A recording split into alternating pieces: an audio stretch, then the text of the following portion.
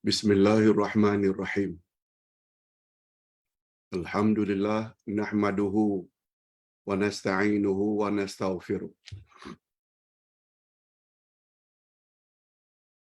Wa na'udzu billahi min syururi anfusina wa min sayyiati a'malina. May yahdihillahu fala mudilla lahu wa may yudlil fala hadiyalah. Asyhadu an la ilaha illallah wahdahu la syarika lah wa asyhadu anna Muhammadan abduhu wa rasuluh la nabiyya ba'dah. Allahumma salli wa sallim ala nabiyyina Muhammad wa ala alihi wa sahbihi ajma'in, amma ba'd. Hadirin dan hadirat serta para pemirsa yang saya hormati, Assalamualaikum warahmatullahi wabarakatuh. Alhamdulillah, kita bersyukur kehadirat Allah Azza wa Jalla setelah 76 nama-nama Allah kita pelajari. Maka tibalah pada hari ini nama Allah yang ke-77. 77. Yaitu nama Allah Al-Azim.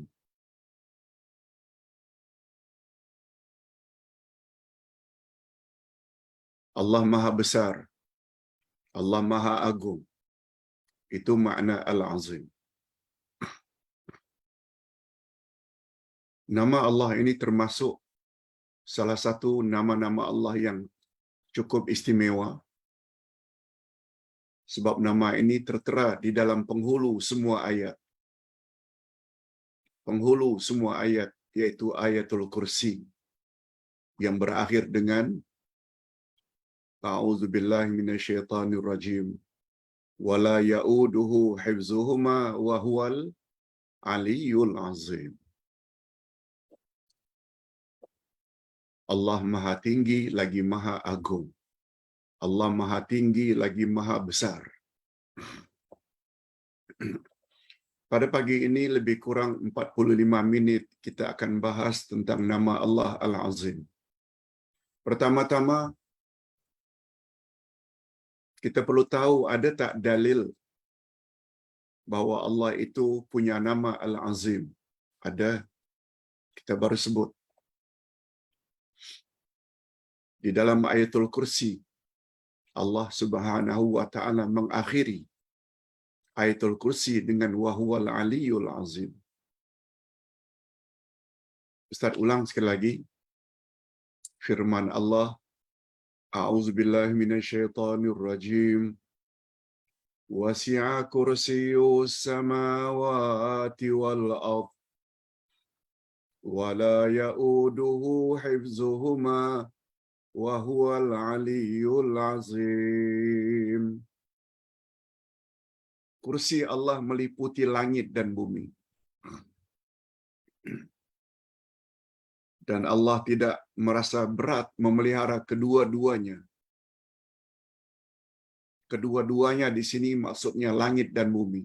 Tak berat bagi Allah untuk memeliharanya. Dan Allah Maha Tinggi lagi Maha Besar. Al-Kahfi, surat Al-Baqarah ayat 255.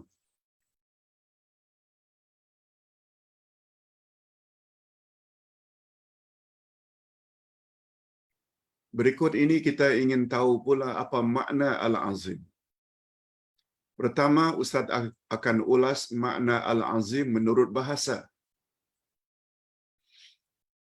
Dan apa pula makna Al-Azim sebagai salah satu nama Allah. Okey. Perkataan Al-Azim menurut bahasa maknanya besar dan agung. Hebat.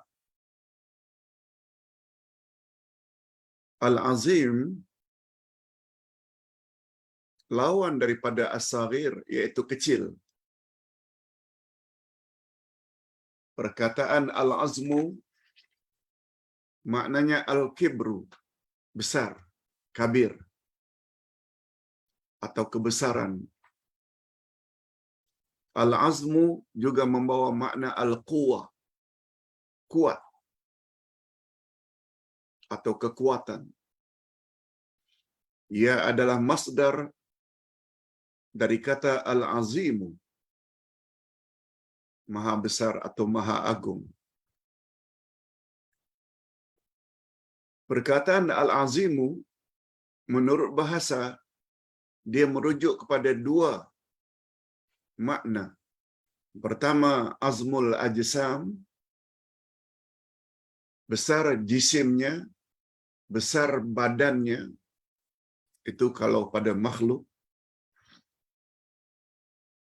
Gagah, besar badan orang itu dalam bahasa Arab boleh disebut sebagai dia orang yang azim, yaitu azmul ajsam, besar jisimnya. Dari sudut bahasa dia juga membawa makna al-ulu,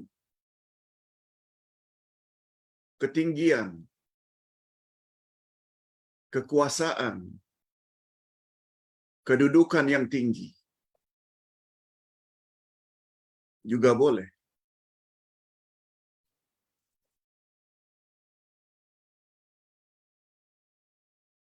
Perkataan tersebut digunakan untuk kedua-dua maksud di atas. Apakah kebesaran yang bersifat physically atau kebesaran yang bersifat maknawi. Besar dari sudut tubuh atau besar dari sudut kedudukan. Ini sebagai contoh umpamanya.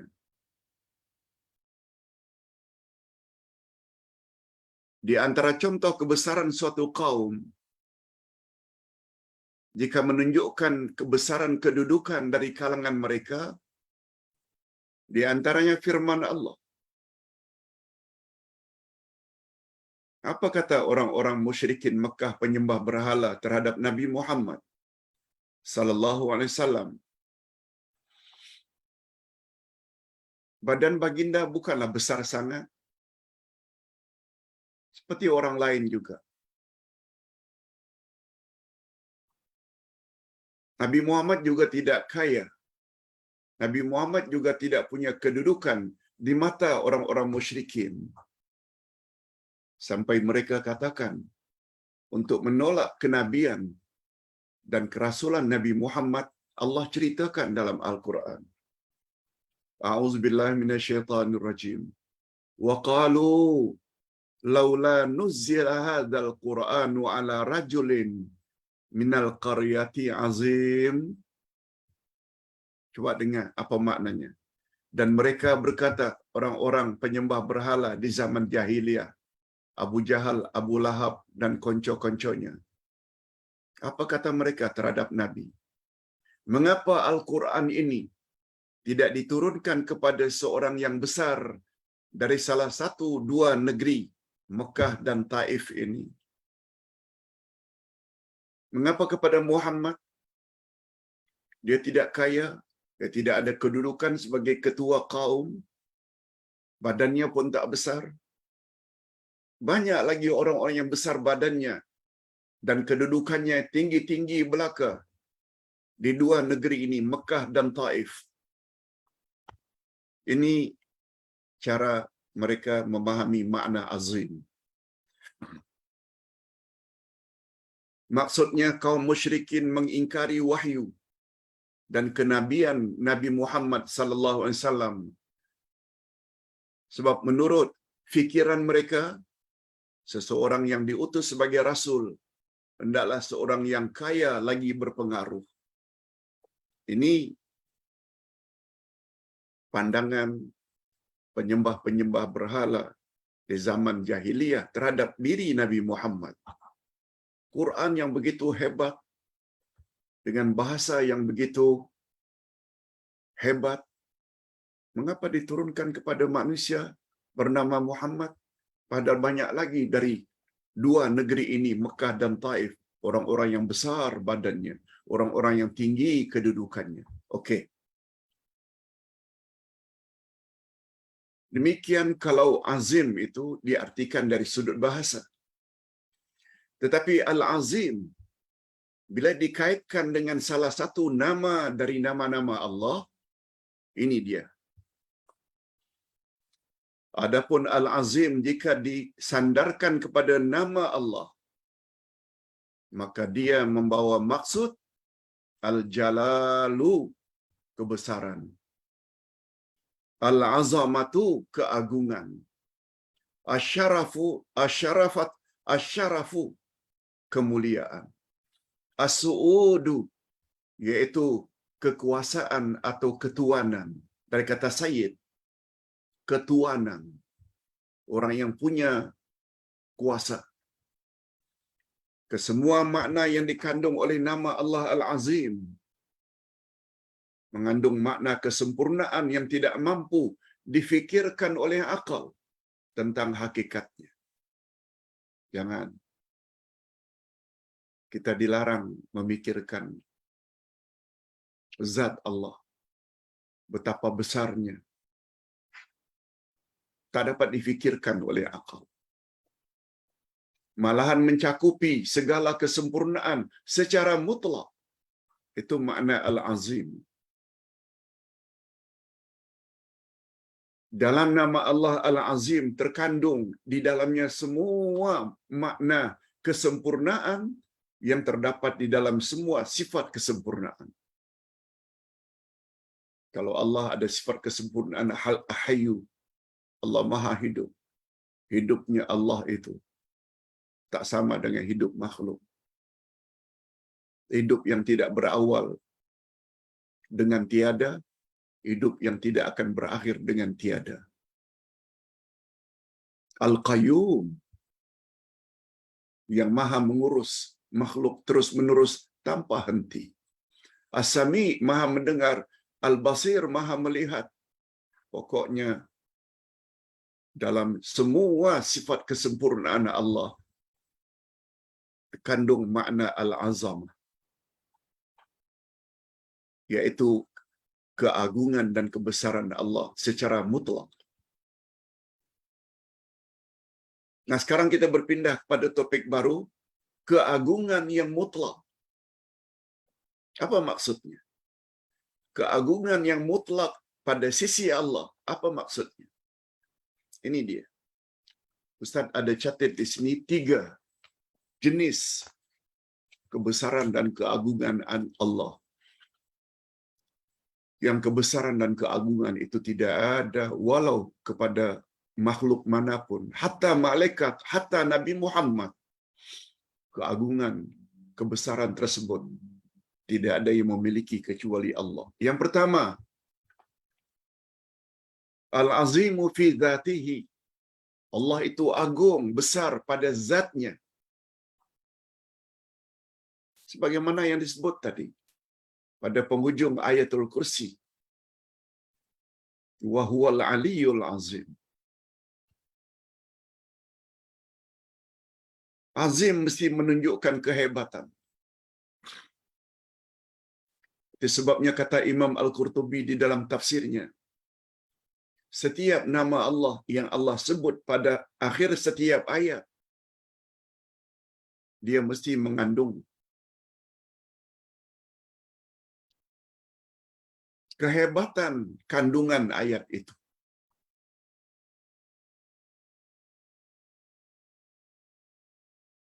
Kalau ayatul kursi diawali dengan Allahu la ilaha illahu, Allah tiada Tuhan yang berhak disembah melainkan Dia, nanti akan disebut betapa tinggi dan agungnya Allah itu. Hanya Dia saja yang layak disembah. Al-Hayyul Qayyum, hidupnya dan Dia mengurus makhluk terus-menerus. Tidak ada tolok bandingannya. La ta'khudhuhu sinatun wa la naum, Dia tak pernah ngantuk, Dia tak pernah tidur. Lahu ma fis samawati wa ma fil ard, miliknya segala yang di langit dan segala yang di bumi. Allahu akbar, hebatnya. Man dzalladzi yashfa'u indahu illa bi'idznih. Tak ada seorang pun yang boleh menolong di akhirat nanti tanpa izin Allah.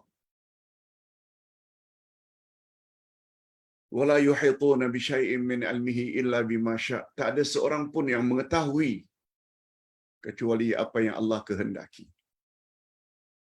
Sebab ilmu milik Allah.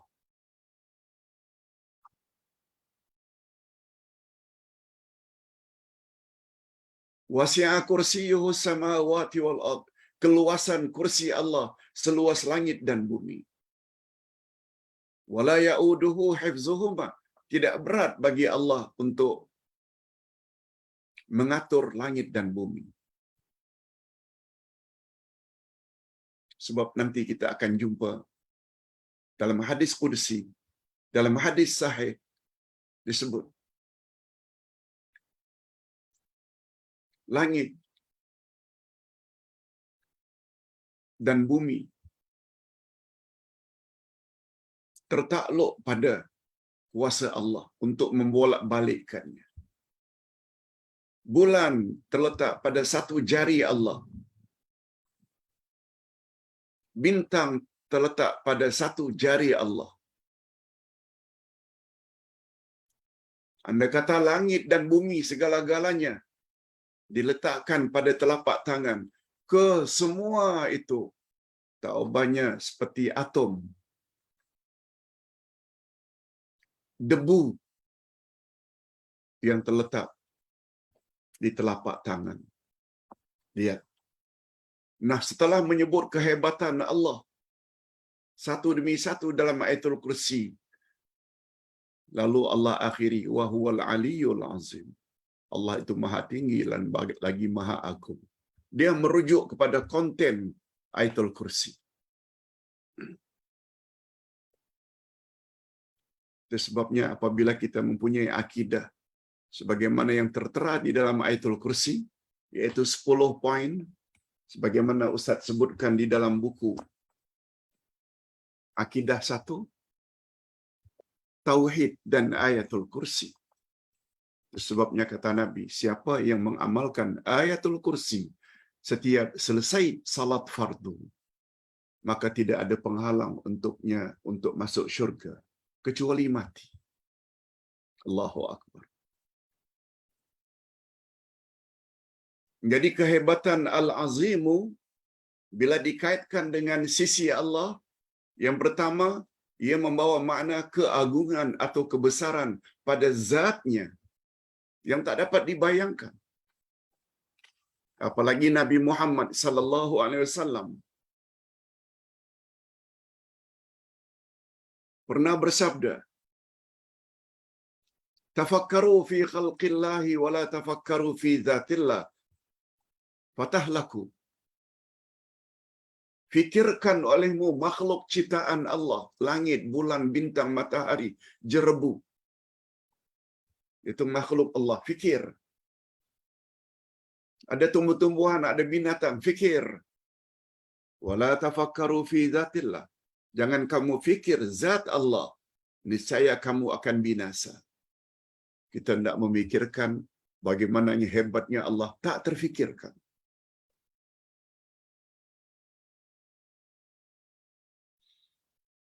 Itu al-azamah fi dzatillah. Yang kedua, al-azimu fi sifatihi wa qadrihi wa sya'ni. Yang kedua, kehebatan al-azim di sisi Allah, kehebatan atau keagungan pada sifat-sifatnya, kekuasaannya dan urusannya.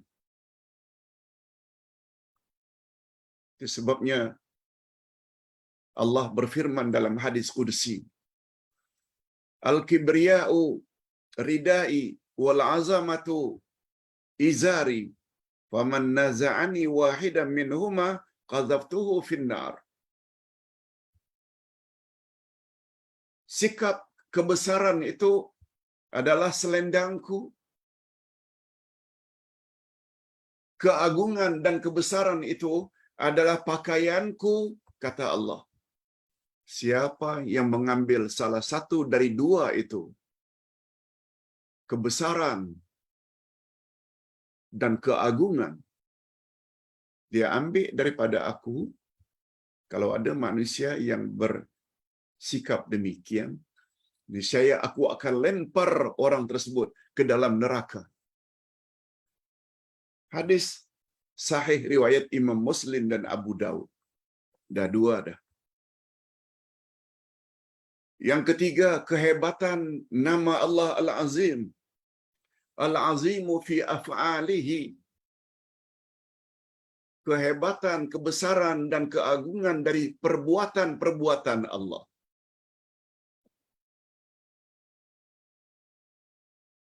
Kalau kita lihat kehebatan seseorang manusia, hebat macam manapun,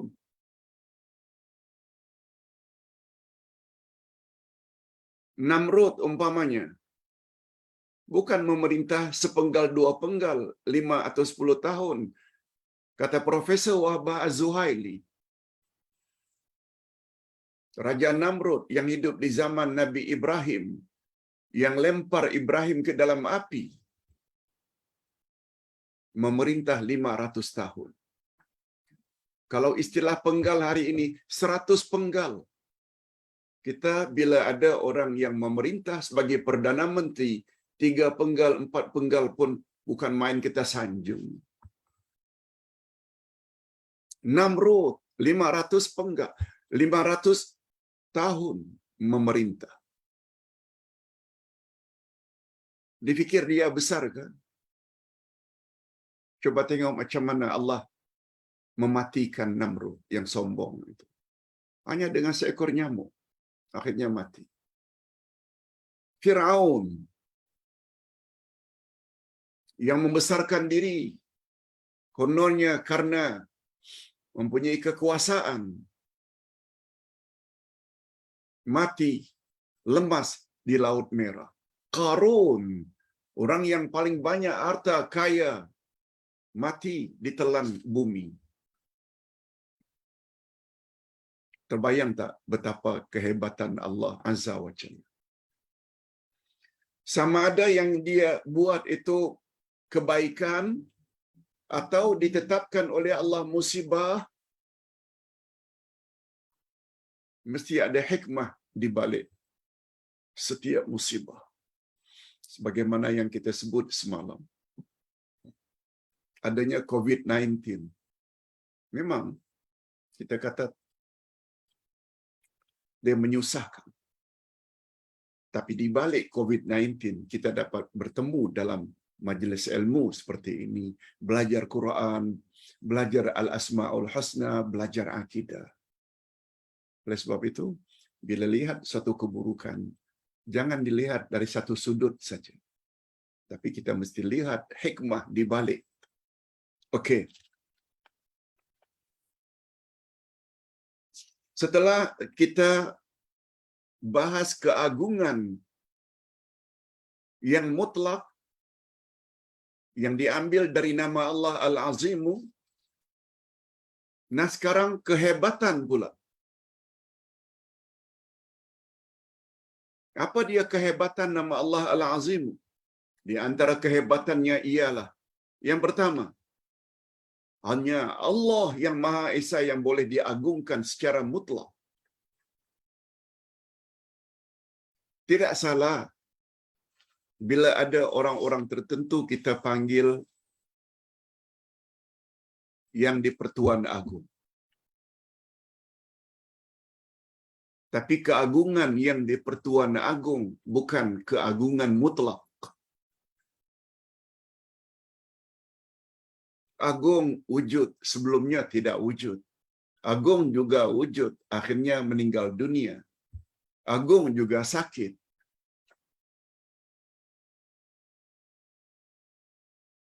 Tapi keagungan di sisi Allah bersifat mutlak.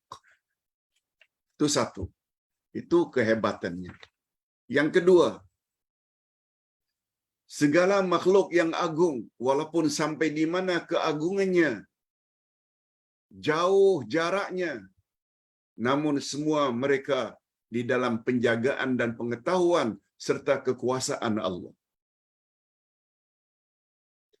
Agung macam mana pun makhluk. Okey, agung dari sudut besar. Bulan, bintang, matahari. Coba dengar apa kata Nabi. Hadis riwayat Imam Bukhari dan Imam Muslim.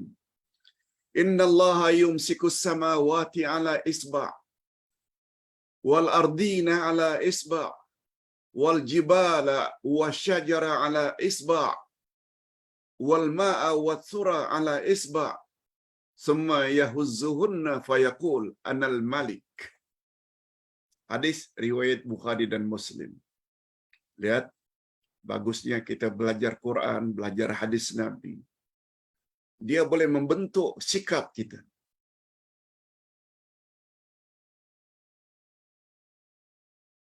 Apa maksudnya Pak Ustaz? Coba dengar. Sesungguhnya Allah menahan seluruh langit dengan jarinya. Dengan jarinya.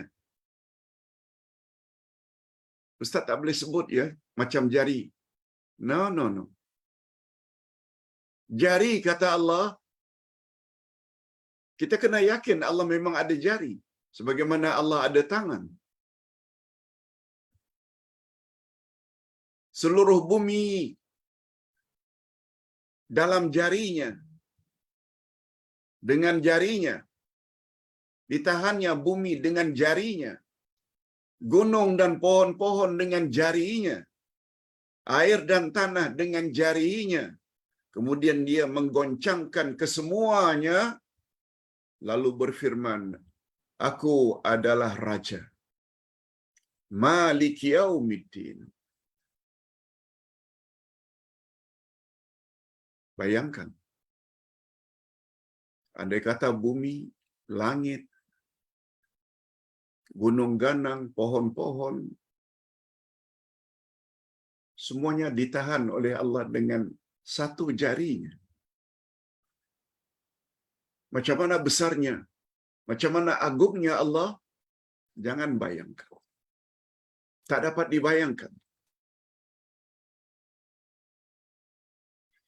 Kalaulah makhluk yang besar lagi agung itu semuanya berada di dalam jari jemari Allah yang maha agung, maka bagaimana kita mampu menggambarkan keagungannya? Tak dapat kita gambarkan. Itu sebabnya kata Allah, kata Nabi dalam hadis sahih riwayat Imam Muslim, fikirkan olehmu makhluk ciptaan Allah. Jangan fikir zat Allah. Bagaimana keagungannya. Di antara kehebatan keagungan Allah, dia tidak mengambil istri dan anak. Allah tidak ada istri dan tidak ada anak. Tidak beranak dan tidak diperanakkan. Lam yalid wa lam yulad. Itu menunjukkan kehebatannya. Maksudnya, maha tinggi keagungannya. Keagungannya mengatasi segala keagungan. Tiada sekutu pada kekuasaannya, pada rububiyahnya dan pada uluhiyahnya. Tidak ada sekutu. Dia seorang diri yang punya sifat agung tersebut. Yang keempat, di antara kehebatan dan keagungan Allah Al-Azim yang tidak dimiliki oleh seluruh makhluknya, ialah dia yang menganugerahkan keagungan dan kebesaran pada sebahagian makhluknya. Macam yang Ustaz sebutkan tadi. Namrud merasa agung ke dengan memerintah 500 tahun? Siapa yang beri dia peluang memerintah 500 tahun? Allah. Oleh sebab itu jangan kamu lihat hanya keagungan Namrud. Lihatlah keagungan yang memberi kebesaran itu kepada Namrud. Orang paling kaya di dunia umpamanya Bill Gates. Umpamanya Soros. Mengapa hanya lihat Soros dan Bill Gates? Mengapa tidak lihat kehebatan yang memberi rezeki kepada Bill Gates dan Soros? Sebabnya seorang ulama ketika melihat seseorang yang begitu terpesona dengan potret Mona Lisa, kata ulama, mana yang lebih hebat, potret ini ke atau orang yang melukis? Jawab orang yang mengagumi lukisan Mona Lisa, oh tentu saja lagi hebatlah yang melukis. Lalu ulama katakan lagi, mana yang lebih hebat, pelukis itukah dengan zat yang mencipta dan menghidupkan pelukis? Oh, zat yang mencipta. Lalu kesimpulannya, tidak ada yang boleh mengatasi kehebatan apapun kecuali hanya Allah Azza wa Jalla. Lagi hebat segala-galanya.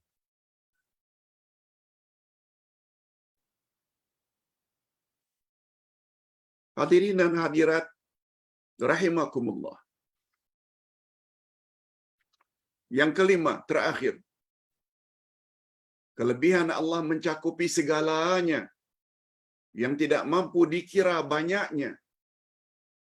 Allah apabila beri nikmat kepada semua makhluk, nikmat yang ada di sisi Allah tidak berkurang sedikit pun.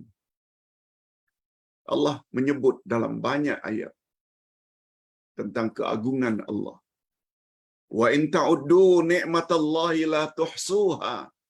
Jika kamu menghitung nikmat Allah, tidaklah dapat kamu menghitungnya. Surat Ibrahim ayat 34.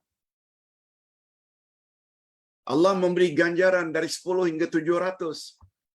Malah Allah boleh bagi ganjaran unlimited, tidak ada limit.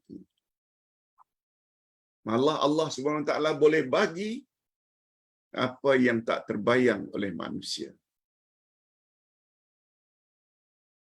Ini antara lain firman Allah dalam surat As-Sajdah ayat yang ke-17.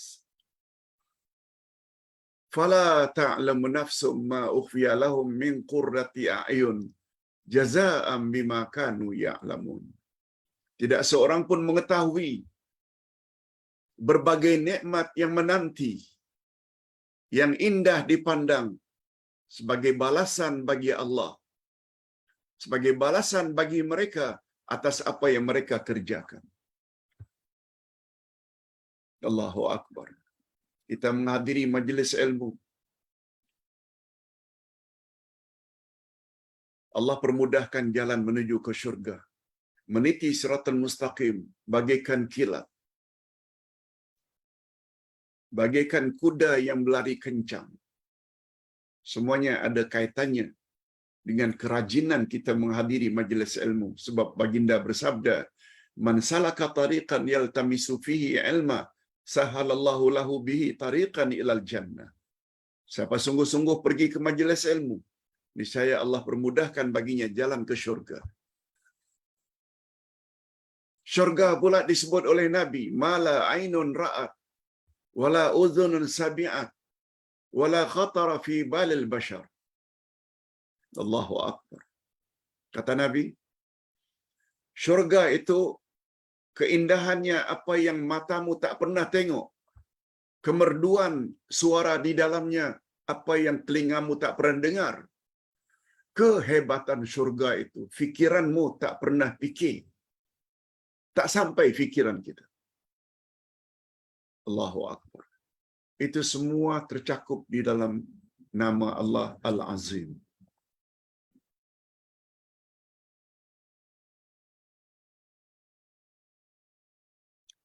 Ini lebih-lebih lagi apabila nama Allah itu disebut bergandengan. Seperti pergandengan antara Al-Azim dengan Al-Ali pada penghujung Ayatul Kursi. Wa huwal aliyul azim. Dia maha tinggi lagi maha agung. Ada orang yang tinggi, tapi barangkali dia tidak agung. Ada yang agung tapi barangkali badannya tidak tinggi.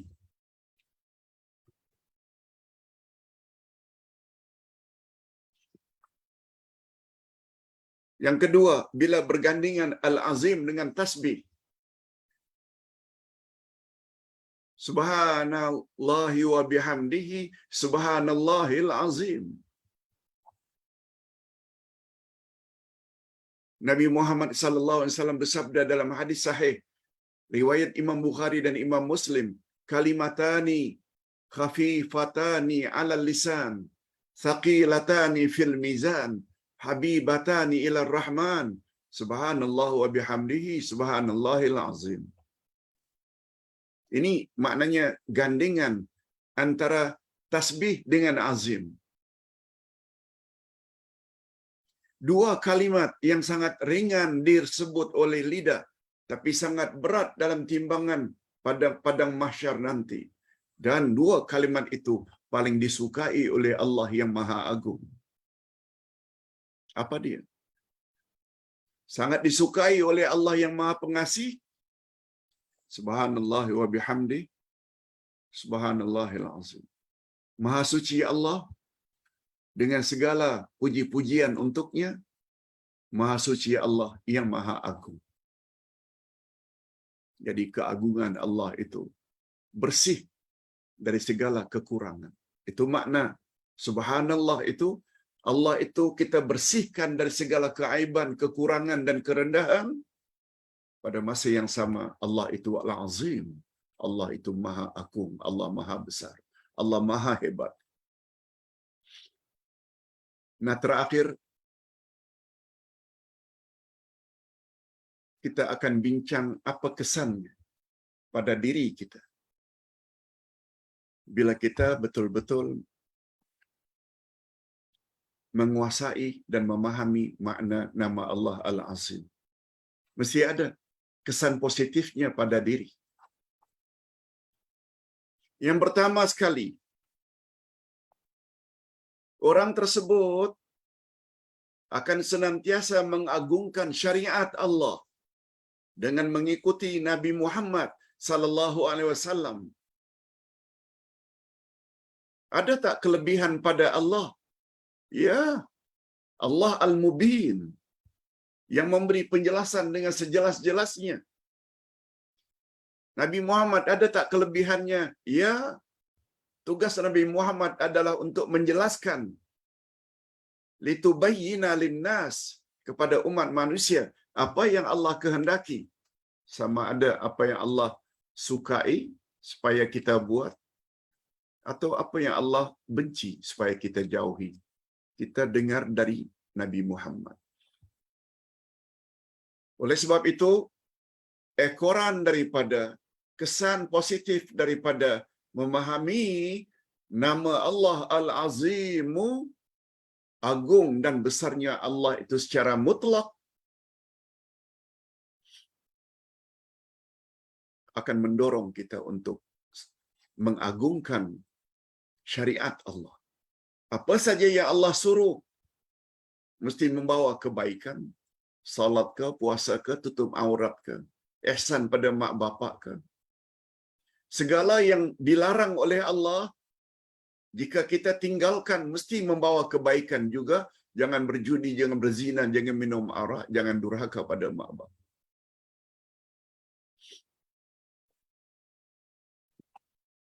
Berdasarkan apa yang telah disampaikan oleh Nabi Muhammad sallallahu alaihi wasallam. Sebab tidak ada seorang pun yang dapat mengalahkan pengagungan baginda Rasulullah sallallahu alaihi wasallam terhadap Allah Azza wa Jalla.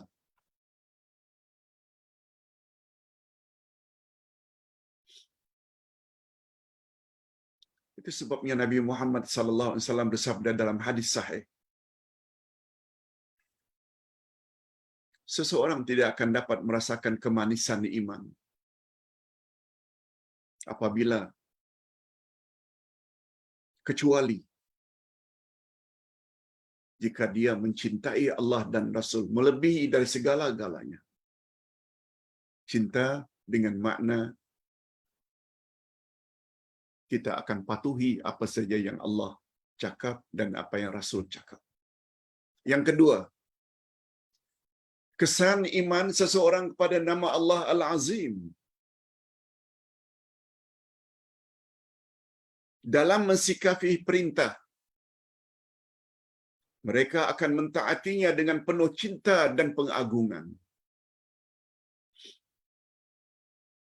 Apa kata Allah? Apa kata Rasul? Sami'na wa ata'na. Yes, itu sikapnya. Mereka bersungguh-sungguh untuk mendapat keredaan Allah. Sebab mereka tahu reda Allah hanya boleh kita perolehi dengan mentaati Allah dan mentaati Rasul. Reda Allah tak akan mungkin bila kita ingkar. Masih ingat semalam kita belajar pelajaran pertama, juz 4 tafsir, bahwa orang-orang yang memilih kufur daripada mentaati Allah dan Rasul,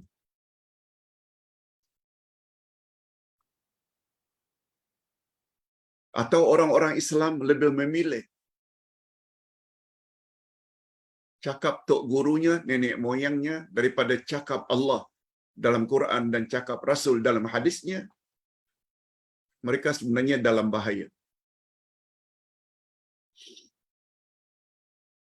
Sebab kata-kata Allah dan kata-kata Rasul tidak ada yang boleh mengatasinya. Walau nenek moyang, walaupun yang cakap itu ibu bapa. Sebabnya dalam surat Luqman Allah berfirman,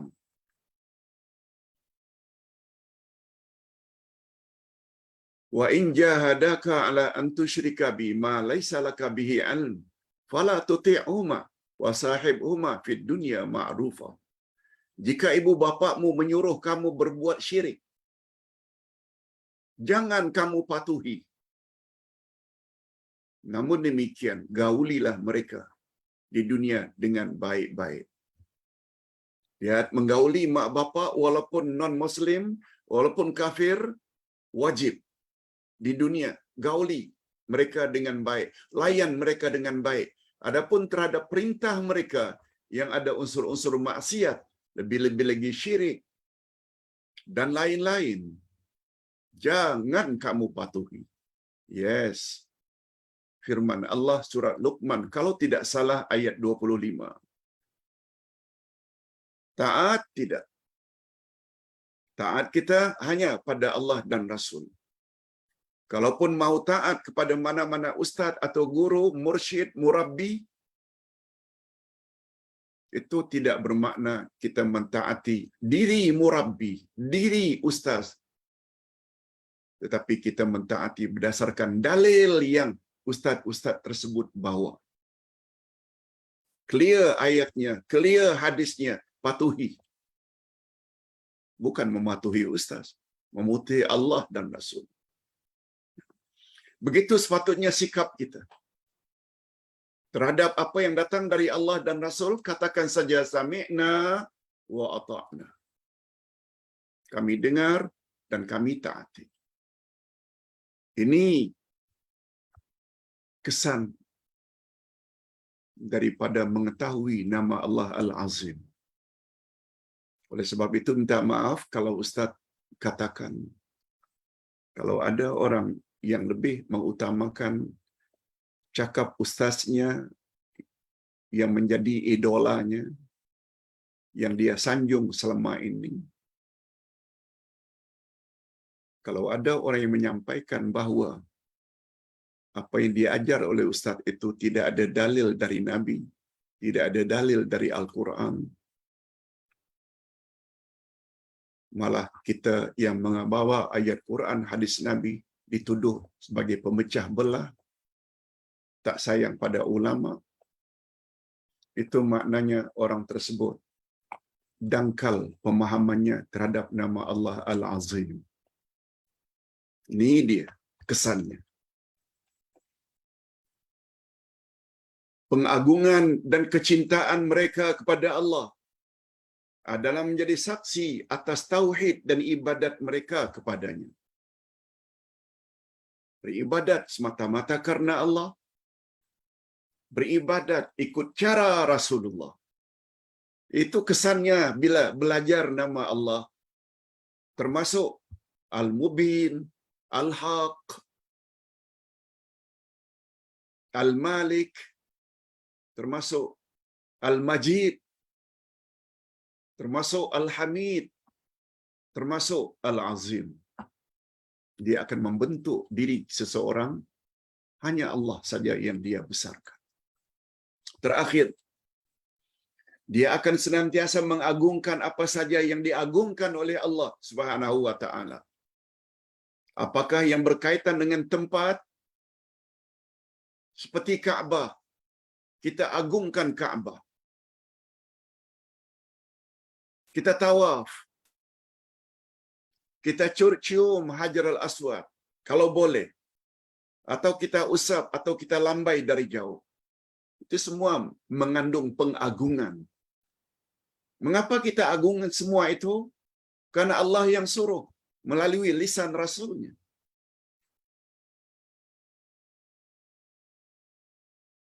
Di Raudah, usahakan supaya kita masuk dan doa di dalamnya.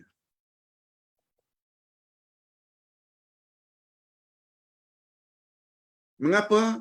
Karena tempat itu adalah tempat yang agung. Nabi bersabda, di antara mimbarku dan kuburku adalah taman dari taman-taman syurga.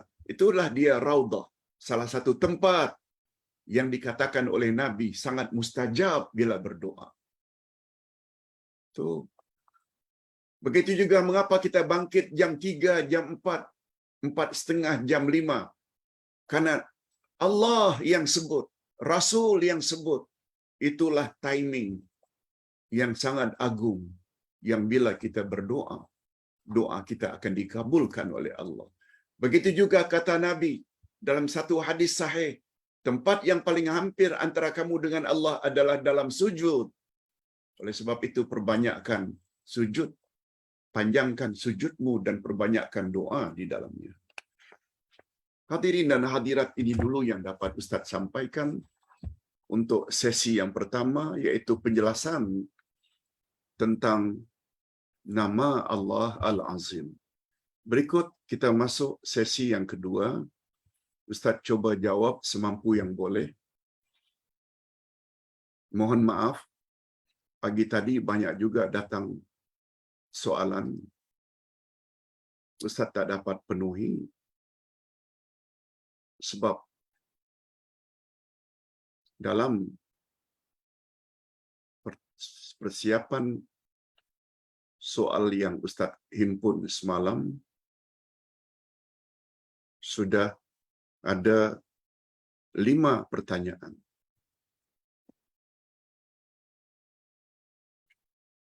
Pertanyaan yang pertama, apa hukum Pak Ustaz kita salat jenazah orang munafik?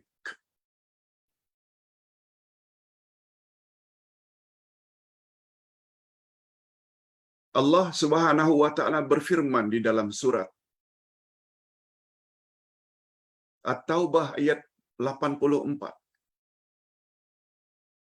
A'udzubillahi minasyaitonir rajim. Wala tusalli ala ahadin minhum mata abada wala taqum ala qabrihi innahum kafaru billahi wa rasulih wa matu wa hum fasiqun. Artinya, janganlah kamu sekali-kali menyembahyangkan atau salatkan jenazah orang yang mati di antara mereka. Dan janganlah kamu berdiri mendoakan di kuburnya. Sesungguhnya mereka telah kafir kepada Allah dan Rasulnya dan mereka mati dalam keadaan fasik. Ustaz jelaskan sedikit. Memang betul. Ayat 84 surat At-Taubah melarang Nabi juga umat Islam daripada salatkan jenazah orang munafik. Ini ayat. Bagus juga kalau kita tahu apa sebab ayat ini turun. Sebab ayat ini turun karena Nabi salatkan jenazah Abdullah bin Ubay bin Salul, ketua orang munafik Madinah. Ketua orang munafik Madinah namanya Abdullah bin Ubay bin Salul. Dia memeluk Islam tapi pura-pura, di luar saja. Tapi dalam hatinya sangat benci dengan Nabi Muhammad dan agama Islam.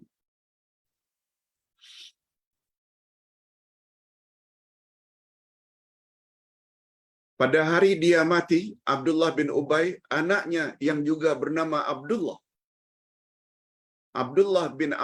bin Ubay bin Salul, itu anak ketua orang munafik ini, datang pada Nabi, minta pada Nabi gamis, pakaian Nabi, untuk dijadikan kafan bagi Abdullah bin Ubay bin Salul, bapaknya. Nabi SAW, walaupun tahu Abdullah bin Ubay itu ketua munafik, Nabi bagi juga gamisnya, bajunya, untuk jadikan kain kafan. Ketua orang munafik. Selain itu, Abdullah juga minta Nabi supaya salatkan jenazah bapaknya. Ringkasnya, kedua-dua Nabi lakukan. Ketika Nabi akan melakukan salat jenazah, Umar ibn Khattab menarik baju Nabi dengan maksud, "Ya Rasulullah, dia akan memusuhi Islam. Mengapa Tuhan salat?" Jawaban Nabi, "Aku diberi oleh Allah pilihan. Sama ada minta ampun untuknya atau tidak minta ampun."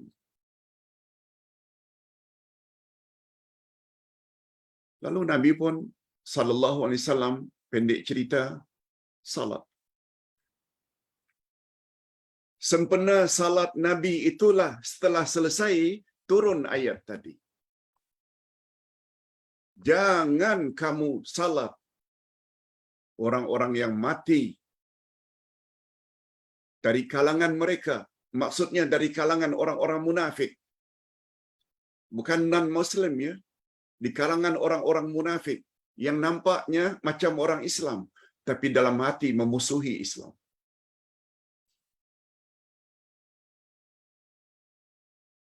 Kalau ditanya macam mana Pak Ustaz Umar ibn Khattab dapat pengetahuan tak boleh, padahal ayat melarang itu belum turun.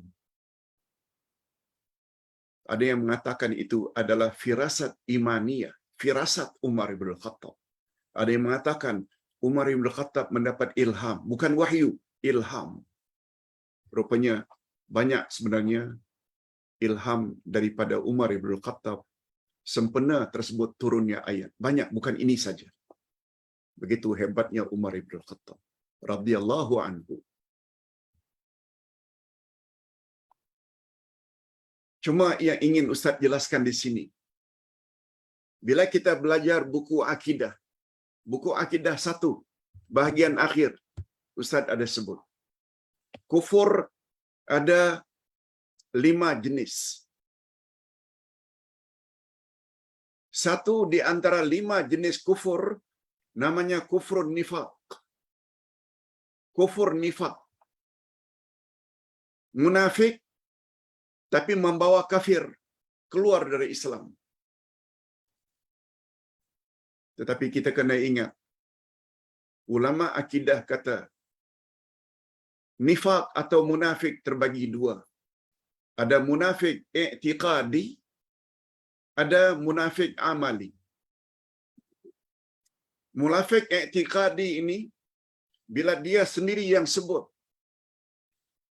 Nabi Muhammad bukan Rasul, aku tak percaya akan adanya hari kiamat, Tuhan itu ada anak, kalau dia sampai sebut itu, maknanya dia kafir i'tiqadi, keluar dari Islam dan murtad. kafir atau munafik i'tiqadi ini yang dimaksudkan oleh ayat. Jangan kamu salatkan jenazah orang-orang yang kafir walaupun dia mengaku dirinya Islam. Bukan munafik amali. Apa contoh munafik amali, Pak Ustaz? Nabi bersabda, ayatul munafiqi salasun. Tanda-tanda orang munafik ada 3. Bila bercakap suka bohong. Bila berjanji suka mungkir. Bila diberi amanah dia khianat. Ini namanya munafik amali.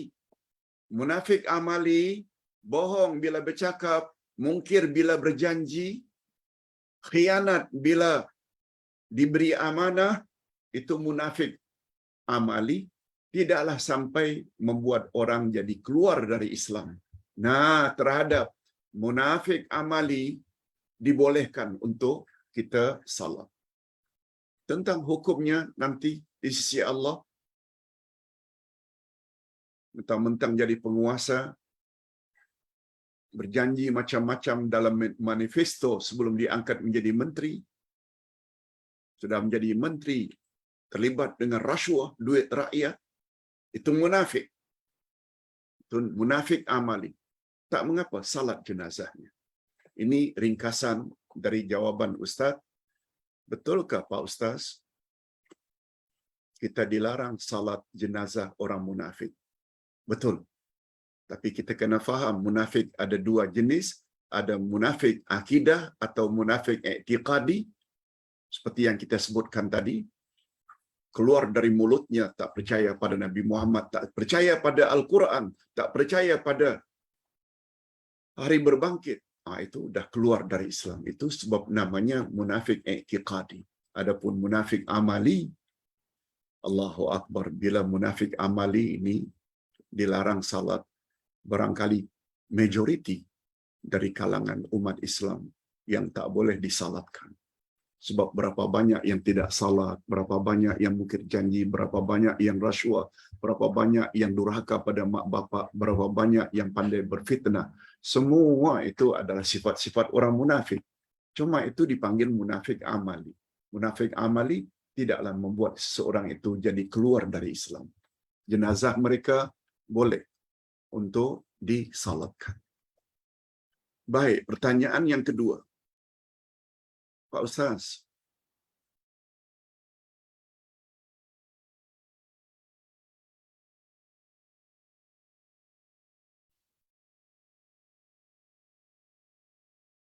apa hukum bila kita gunakan lembu sumbangan dari pihak-pihak tertentu untuk akikah anak kita? Boleh atau tidak? Hadirin dan hadirat. Nabi Muhammad sallallahu alaihi wasallam yang lakukan akikah untuk 2 cucunya, Hasan dan Husain. Hasan 1 ekor kibash, kambing. Husain 1 ekor kambing. Karena Sayyidina Ali hidupnya miskin. Tak mengapa. Sebab itu keluarga yang support. Atuknya Nabi Muhammad itu datuk dari Hasan dan Husain. Tapi bila sumbangan dari pihak-pihak tertentu, dari NGO ke dari parti-parti tertentu, lalu kita gunakan pula untuk akikah cucu atau anak kita, tak boleh. Dia hanya bernilai sedekah saja. Dia tidak memenuhi makna akikah. Sebab ada 7 adab-adab kita bila dapat baby. Pertama sekali ucap tahniah terhadap kehadiran baby, ucap selamat. Yang kedua, azankan telinga kanan, qamatkan telinga kiri. Yang ketiga, beri dia nama dengan nama yang baik. Yang keempat, tahnik, belah mulut dengan korma. Apalagi yang kelima, tasmiyah, maaf. Yang kelima, hendaklah cukur rambutnya sampai botak. Yang keenam, khatan, khasnya untuk laki-laki. Untuk wanita, hukumnya hanya sunnah. Dan yang ketujuh, akikah. Sila baca dalam buku Ustaz, yang Ustaz tulis, iaitu dalam buku pendinding. Lengkap. Ketujuh-tujuh, adab-adab ketika mendapat bayi. Okey. Adapun pertanyaan berikutnya. Pak Ustaz, apakah itu salat al-battah? Saya digalakkan oleh grup supaya melakukan salat al-battah. Salat al-battah ini dikatakan adalah salat yang dilakukan pada sepertiga akhir malam yang faedahnya kononnya Allah SWT akan ampun segala dosanya. Hadirin dan hadirat, minta maaf.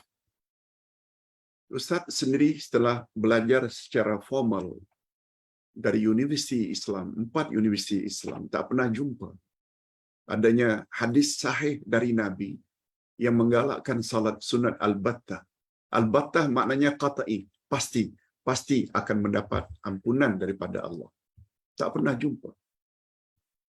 Dan dalam kitab-kitab yang sahih tak pernah ada yang namanya salatul battah. Sebabnya dalam buku Ustaz, himpunan salat-salat sunat Rasulullah sallallahu alaihi wasallam tidak tertera tentang salat al-battah.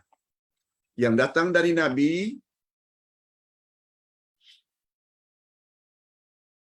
salat tahajud, salat witir, itu yang paling utama. Boleh 2, boleh 4, boleh 6. Witir juga boleh 3, boleh 1, boleh 5, boleh 7, boleh 9. Itu confirm datang dari Nabi sallallahu alaihi wasallam. Diikuti dengan doa. Dan Nabi Muhammad sallallahu alaihi wasallam bersabda, Allah turun ke langit dunia pada sepertiga akhir malam. Lalu berfirman, tidak ada seorang pun ketika ini memohon hajat kepadaku, kecuali aku kabulkan hajat-hajatnya. Dan tak seorang pun ketika ini memohon ampun kepadaku, kecuali aku ampunkan dosa-dosanya. Bagi Ustaz, cukup yang ini saja. Tak payahlah buat salat al-battah yang tidak pernah datang dari Nabi sallallahu alaihi wasallam. Beramallah sesuatu yang sudah kita yakini datang dari Nabi sallallahu alaihi wasallam. Pak Ustaz, saya dengar satu video yang menggalakkan supaya kita apabila sudah sampai zaman di padang-padang pasir tumbuh-tumbuhan menghijau, maka banyak-banyaklah membaca, memanggil nama Allah, ya Allah, 100 kali sambil merintih, ya Hayyu ya Qayyum, ya Qahar, ya Dzal Jalali wal Ikram. Kita sebut dengan merintih, masing-masing dibaca 100 kali. Niscaya kita akan mendapat kebaikan dan keselamatan. Hadirin dan hadirat,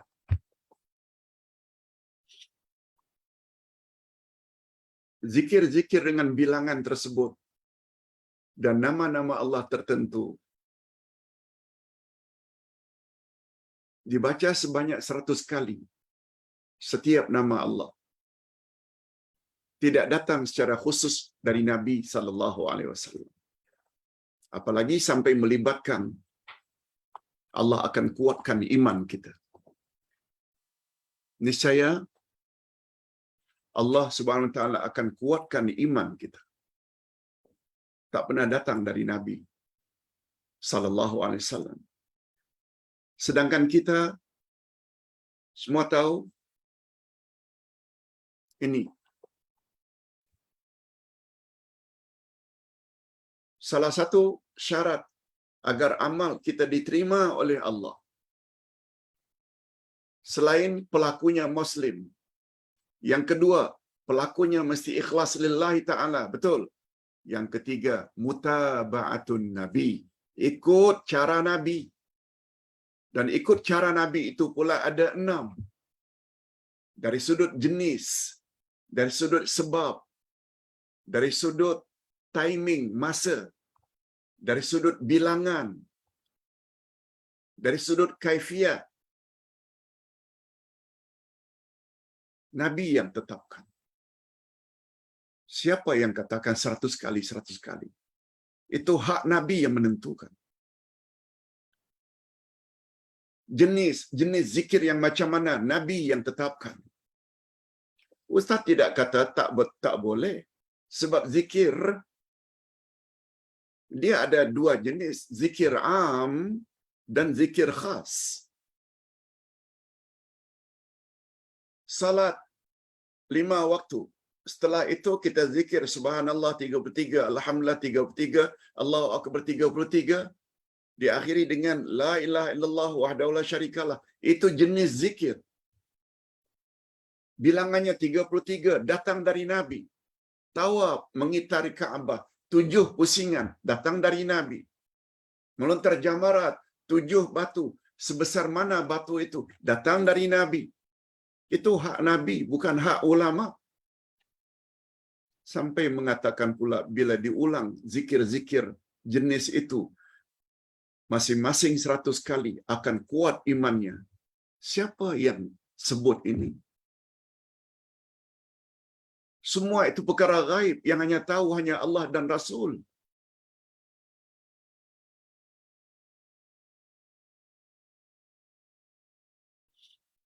Hadirin dan hadirat rahimakumullah. Ustaz ulang sekali lagi apa yang Ustaz sebut dalam 1-2 hari yang lalu. Apa dia Pak Ustaz? Kita minta kepada Allah agar Allah penuhi janji yang Allah telah janjikan melalui Rasul.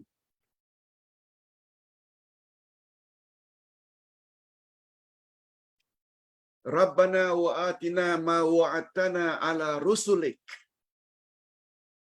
Ya Allah, berilah kami ganjaran sebagaimana yang Engkau telah janjikan melalui Rasul-Mu.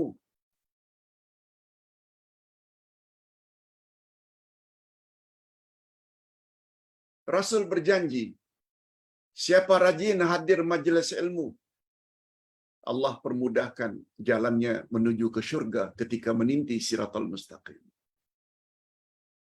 Allah yang sebut dalam Al-Quran, kalau ingin mengharap ganjaran pahala dari Allah terhadap amal baik yang kamu lakukan, khasnya ibadat, kamu mesti ikut cara Nabi.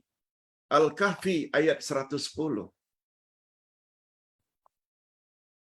Allah janji dalam ayat 2 dari surat At-Talaq yang kita panggil dengan ayat 1000 dinar, wa may yattaqillah yaj'al lahu makhraja wa yarzuqhu min haitsu la yahtasib. Siapa yang bertakwa pada Allah, niscaya Allah akan beri solution, Allah akan beri way out terhadap apa saja masalah yang dia hadapi, dan Allah akan beri dia rezeki dari sumber yang dia tidak sangka-sangka.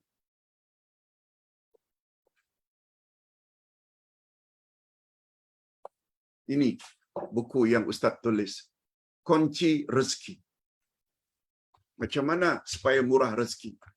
Ada 10 cara supaya murah rezeki. Ustaz tulis dalam buku kecil ini, Kunci Murah Rezeki. Berdasarkan Quran dan Sunnah Nabi sallallahu alaihi wasallam. Allah tidak sebut, ya Allah, berilah kami ganjaran sebagaimana yang telah Engkau janjikan berdasarkan mulut Kiai Anu, berdasarkan mulut Habib Anu, berdasarkan mulut si Anu. No. Ala rusulik. Itu sebabnya bapak-bapak dan ibu-ibu serta para pemirsa, kalau ada hantaran WhatsApp ke Telegram ke atau apa saja, anjuran supaya amalkan sesuatu wirid ke ini ke itu ke ini ke itu ke ini ke itu ke, tanpa membawa dalil, tolong abaikan saja. Jangan share pada orang lain. Tapi kalau sekedar untuk konfirmasi, tanya Ustaz, boleh. Seperti pertanyaan tadi. Bolehkah Pak Ustaz? Dan izinkan Ustaz untuk menjelaskan apa yang Ustaz tahu. Mudah-mudahan apa yang kita sampaikan ini ada jugalah manfaatnya. Cuma sebagaimana yang Ustaz umumkan atau tim umumkan hari ini, jam 1 nanti tengah hari ada satu lagi majlis ilmu kuliah online. Juga tentang Al-Asma'ul Husna, tapi nama Allah yang lain. Ini program yang ditaja oleh TM 2 kali dalam sebulan. Kepada Ustaz telah dikirimkan tadi tentang pelajaran minggu lalu. Ustaz akan kirim dalam grup supaya dapat dimanfaatkan oleh para jemaah. Ingat, hari ini kita akan belajar nama Allah.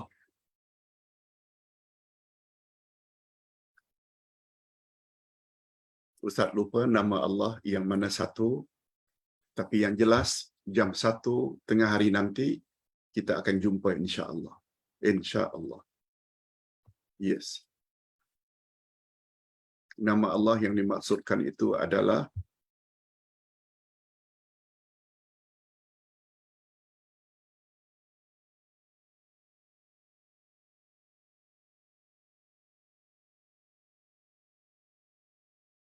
ya, As-Salam.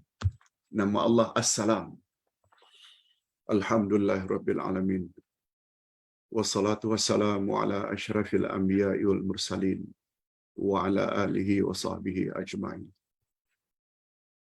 Ya Allah, ampunkanlah dosa kami dan dosa kedua ibu bapa kami. Dan cucurilah rahmat-Mu, ya Allah, kepada mereka sebagaimana mereka telah didik kami sejak dari kecil. Ya Allah, berilah kami pasangan hidup dan zuriat keturunan yang menyedapkan pandangan mata dan hati kami. Dan jadikanlah kami pemimpin bagi orang-orang yang bertakwa. Ya Allah, ya Tuhan kami, kami bertawasul kepadamu melalui nama-nama-Mu yang mulia dan sifat-sifat-Mu yang maha tinggi. Serta kami bertawasul kepadamu dengan amal-amal saleh yang telah kami lakukan, seperti kehadiran kami dalam majlis ilmu yang penuh berkat ini. Kiranya Engkau limpahkanlah kepada kami rahmat-Mu, berkat-Mu, ampunan-Mu, serta kesembuhan dari segala bentuk penyakit. Penyakit yang kami alami masing-masing, penyakit yang dialami oleh kaum kerabat kami, penyakit yang dialami oleh saudara mara kami, adik-beradik kami, dan jemaah kami, khasnya penyakit yang dialami oleh Datin Aisyah. Sembuhkanlah penyakit kami dan penyakit dia, ya Allah, sebab tidak ada kuasa yang dapat menyembuhkan penyakit kecuali Engkau, birahmatika ya arhamar rahimin. Rabbana atina min ladunka rahmah wa hayyi' lana min amrina rasyada. Ya Allah, jadikanlah segala usaha yang kami lakukan ini membawa kebaikan pada akhirnya untuk kami, sama ada pada akhir hayat kami atau di alam barzakh ataupun di alam akhirat. Ya Allah, masukkanlah kami ke dalam syurga bersama dengan ahli keluarga kami, sebab hanya Engkau saja yang dapat memberi kami taufik agar kami sama-sama dapat mengecap kebahagiaan di dunia, di alam barzakh dan di alam akhirat. Wa sallallahu ala nabiyyina Muhammad wa ala alihi wa sahbihi ajma'in. Subhana rabbika rabbil izzati amma yasifun wa salamun alal mursalin walhamdulillahi rabbil alamin. Subhanakallahumma wa bihamdik asyhadu an la ilaha illa anta astaghfiruka wa atubu ilaik. Wassalamualaikum warahmatullahi wabarakatuh.